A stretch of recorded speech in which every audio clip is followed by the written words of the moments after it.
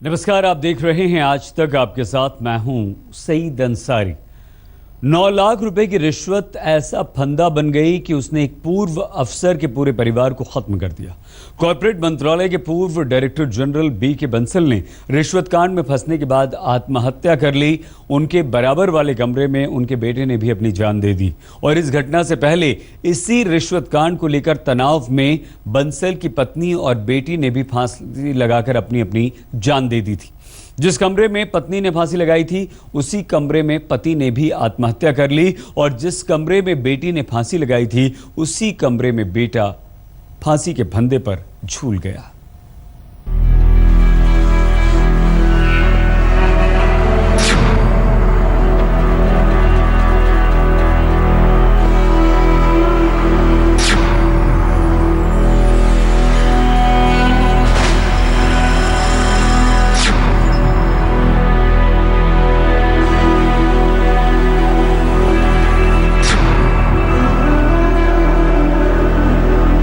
न जाने उन 9 लाख रुपए से कौन सी खुशी खरीदी जानी थी। न जाने करोड़ों रुपए की संपत्ति किसके लिए बनाई थी। 9 लाख रुपए ने जिंदगी का हमसफर और बेटी को छीन लिया तो करोड़ों की संपत्ति अपने ही गले का फंदा बन गई। वो फंदा जिसने दिल्ली के एक पूर्व अफसर के पूरे परिवार का दम घोंट दिया। कॉर्पोरेट मंत्रालय के पूर्व डीजी बीके बंसल की पत्नी सत्याबाला, बेटी नेहा, खुद बीके बंसल और उनके बेटे योगेश सबने फांसी लगाकर जान दे दी। दरअसल अंदर पुलिस मौजूद है जो पूरे मामले की जांच कर रही है। सुबह पुलिस को कॉल मिली जिसमें बताया गया कि दोनों ने खुदकुशी कर ली है। पुलिस मौके पर पहुंची और पूरी मामले की जांच की जा रही है। पोस्टमार्टम से और स्थिति साफ हो पाएगी कि दरअसल असली वजह क्या है। रिश्वत का इल्जाम, सीबीआई की जांच, पत्नी और बेटे की खुदकुशी और दिन ब दिन कसता जांच का शिकंजा। इन सबके सामने बंसल टूट गए, बिखर गए और जिंदगी को अलविदा कह गए। पूरे परिवार की तस्वीर सुसाइड नोट पर चिपकाई और अपनी जान दे दी। मैं खुदकुशी करने जा रहा हूँ। मैं जिंदगी से परेशान हो चुका हूँ। मेरा परिवार पहले ही उजड़ गया है। मुझे सीबीआई परेशान कर रही है। मुझसे अब और बर्दाश्त नहीं हो रहा। मैं परेशान हूँ और टूट चुका हूँ। मैं खुदकुशी कर रहा हूँ। दिल्ली के पूर्व अफसर बीके बंसल का परिवार सिर्फ 2 महीने में ही खत्म हो गया। बंसल और उनके परिवार की त्रासदी की शुरुआत के बारे में आपको बताएंगे, लेकिन पहले ये जान लीजिए कि बंसल के लिए जिंदगी किस कदर भारी हो चुकी थी। उन्होंने उसी कमरे में फांसी लगाई जहां उनकी पत्नी ने जान दी थी। 19 जुलाई को पत्नी सत्याबाला ने सुसाइड किया था। 27 सितंबर को बीके बंसल ने भी उसी पंखे से लटक कर जान दे दी। दिल्ली के पटपरगंज में नीलकंठ अपार्टमेंट में रहने वाले बंसल के बेटे योगेश ने उस कमरे में फांसी लगाई जहां बेटी नेहा ने पंखे से लटक कर जान दी थी। 19 जुलाई को नेहा ने खुदकुशी की थी और 27 सितंबर को उसी पंखे से बेटे योगेश ने फांसी लगा ली। बीके बंसल अपने बेटे योगेश के साथ इसी घर में रह रहे थे। सुबह तकरीबन 8:45 बजे जब नौकरानी घर में आई तो घर का गेट खुला था। जैसे ही वो अंदर गई उसके होश उड़ गए। दोनों ने अलग अलग कमरों में खुदकुशी कर रखी थी। दरअसल बीके बंसल ने उसी कमरे में खुदकुशी की जहां ठीक 2 महीने पहले उनकी पत्नी ने खुदकुशी की थी, और योगेश ने भी उसी कमरे में खुदकुशी की जहां उसकी बहन नेहा ने खुदकुशी की थी। नीलकंठ अपार्टमेंट के इस मकान में अब पूरी तरह सन्नाटा है। पत्नी सत्याबाला और बेटी नेहा की मौत पर तो बंसल और उनके बेटे आंसू बहाने के लिए जिंदा थे, मगर अब उनकी मौत का मातम मनाने के लिए परिवार में कोई नहीं बचा। सोसाइटी के गार्ड के मुताबिक घर में काम करने वाली रचना जब बंसल के घर पहुंची तो उसे इस हादसे की खबर लगी। उसने गार्ड को बुलाया और जब दरवाजा तोड़ा गया तो बंसल और बेटे की लाश मिली। हमको 8:45 पे मालूम हुआ। जब उनकी मेड आई 8:40 पे गेट पे एंट्री हुआ। फिर वो ऊपर गई, ऊपर से तुरंत वापसी आई और रोती हुई आई, बोली कि भैया अंकल जी सुसाइड कर लिए हैं। फिर 100 नंबर फोन किया गया, वहाँ से पुलिस वाले आए, उनके साथ में गया। उसके बाद में वो देखा गया कि एक रूम में उनके लड़का, एक रूम में वो अंकल जी, दोनों सुसाइड पंखे से लटके हुए। पंखे से लटके हुए। जब आप पहुंचे तो पंखे से लटके? दोनों पंखे से लटके हुए थे। हालात बयां करते हैं कि बीके बंसल ने जल्दबाजी में खुदकुशी नहीं की, क्योंकि नीलकंठ अपार्टमेंट के पुजारी का दावा है कि बंसल 26 सितंबर को सुबह सीबीआई दफ्तर गए थे। घूसकांड के केस में शायद पूछताछ का जवाब देने के लिए इसके बाद वो घर लौटे। सुंदरकांड के लिए कुछ पैसे भी दिए। 16 तारीख को बोले कि पंडित जी आपसे बात करना है, बुलाए हमको बच्चे को, योगेश जी ने। बोले कि ठीक है आता हूँ। आए तो मंदिर पे ही आ गए वो, और बात किए तो बोले पंडित जी हमारे एक आमन दिन जो है सो सुंदरकांड का पाठ कर दीजिए आप। हम के ठीक है कर देंगे, कोई दिक्कत नहीं। सो हमारा बिल हो गया है, अब CBI का चल रहा है, तो उसमें भगवान की कृपा से ठीक हो जाए। हम के ठीक है मैं करता हूँ। पहले CBI की चौखट पर और फिर भगवान के दर पर बंसल ने हाजिरी लगाई। इसके बाद उन्होंने और बेटे योगेश ने 2 अलग अलग सुसाइड नोट लिखे। उनकी 3 कॉपी की, फिर 5 सुसाइड नोट पर पूरे परिवार की तस्वीर लगाई। एक लेटर बंसल के रूम में मिला, एक बेटे के कमरे से, एक ड्राइंग रूम से, एक सुसाइड लेटर दूसरे रूम से और एक लॉबी से। सब पर एक ही दर्द लिखा था, रिश्वत कांड के जाल से पैदा हुए जानलेवा तनाव से आजादी की तड़प। चिराग गोठी, दिल्ली, आज तक। दिल्ली में रहने वाले पूर्व ऑफिसर बंसल के पास बड़ी बड़ी कंपनियों के लोगों की भीड़ लगी रहती थी। आज बंसल के घर में सन्नाटा है। जिस अफसर पर कई साल तक अपने रौब से करोड़ों रुपए की काली कमाई करने का आरोप है, उसके खानदान के खात्मे का दुखद सिलसिला 16 जुलाई 2016 को शुरू हुआ था।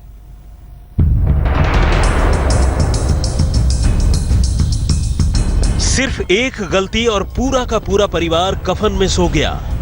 4 लोगों के परिवार में अब मातम मनाने वाला भी कोई नहीं बचा। कॉर्पोरेट अफेयर्स मंत्रालय में डीजी रह चुके बीके बंसल की पत्नी और बेटी ने 19 जुलाई को फांसी लगाकर खुदकुशी कर ली थी, और अब बीके बंसल और उनके बेटे ने फंदे से लटककर मौत को गले लगा लिया। 2 महीने में 4 लोगों का पूरा परिवार खत्म हो गया। दिल्ली में पूर्व अफसर का परिवार खत्म। पहले पत्नी और बेटी का सुसाइड, अब पिता और बेटे ने लगाई फांसी। करप्शन के फंदे में फंसकर सब कुछ खत्म।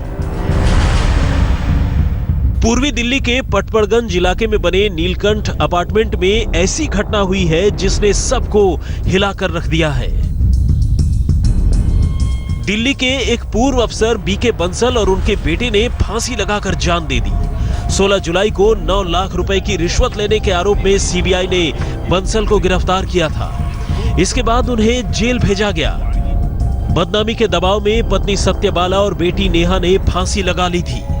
उस वक्त अंतिम संस्कार के लिए जेल से आए बंसल ने पूरे घटनाक्रम को माया जाल बताया था। नहीं भाई, जो भगवान की मर्जी थी, क्या करेंगे। कोई परेशानी थी क्या? ना, भगवान की इच्छा के सामने कौन रुक सकता है। क्या लगता है किसी तरह का दबाव था आप लोगों ना, कुछ नहीं था जी, किस्मत में जो था हो गया। कोर्ट में CBI के बारे में बताया गया, प्रेशर था क्या? ना कुछ नहीं जी, जो किस्मत में था हो गया, मैं कुछ नहीं बोल रहा।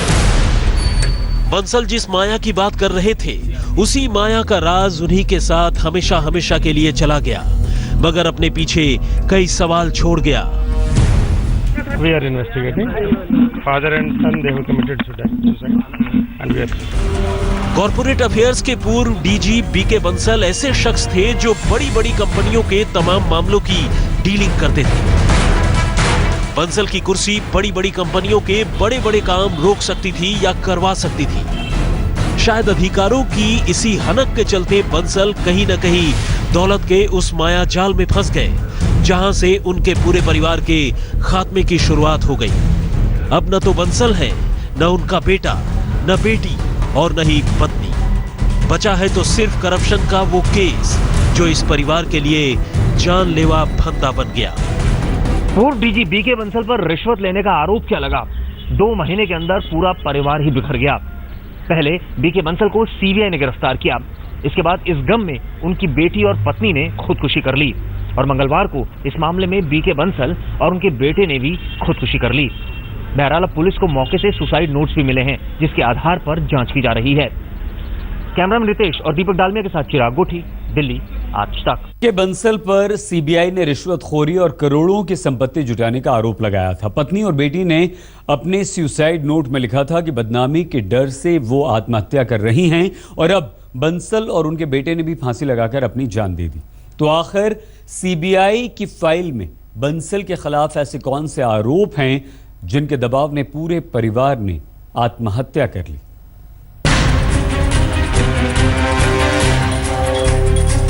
कॉर्पोरेट अफेयर्स मंत्रालय के पूर्व डीजी बीके बंसल के मामले ने सबको चौंका दिया है। सीबीआई के छापे के बाद उनकी जिंदगी में करोड़ों की संपत्ति का राज खुला। तमाम रिश्तेदार और बेहद करीबी लोग भी इस बात से अनजान थे और जब सीबीआई ने छापा मारा तो दुनिया ने बीके बंसल की संपत्तियों का राज जाना।